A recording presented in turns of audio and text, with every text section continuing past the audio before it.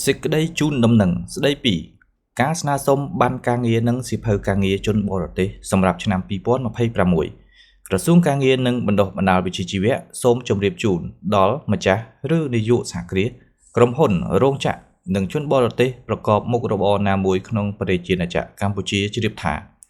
អនុលោមតាមច្បាប់ស្តីពីការងារនៃព្រះរាជាណាចក្រកម្ពុជានិងប្រកាសលេខ195 កប/ប្រកចុះថ្ងៃទី20ខែសីហាឆ្នាំ2014ស្តីពីបានការងារនិងសៀវភៅការងារជនបរទេសក្រសួងសូមជម្រាបជូនដូចខាងក្រោម 1. ចំពោះជនបរទេសដែលធ្លាប់មានបានការងារនិងសៀវភៅការងារត្រូវស្នើសុំពន្យាសុពលភាពបានការងារនិងសៀវភៅការងារជនបរទេសចាប់ពីថ្ងៃជូនដំណឹងនេះរហូតដល់ថ្ងៃទី31ខែមីនាឆ្នាំ2026 2.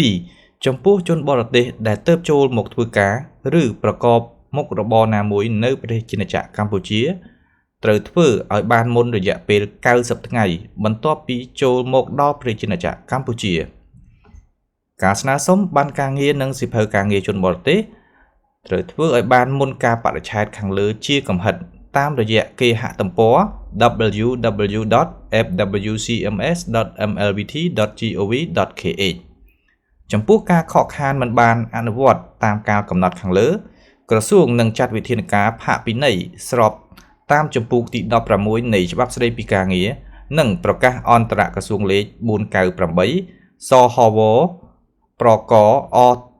តចចុះថ្ងៃទី31ខែកក្កដាឆ្នាំ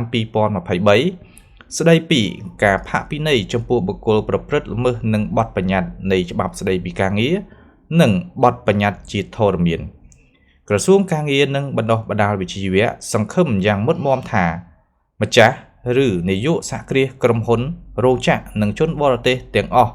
នឹងអនុវត្តតាមសេចក្តីជូនដំណឹងនេះប្រកបដោយប្រសិទ្ធភាពនិងការទទួលខុសត្រូវខ្ពស់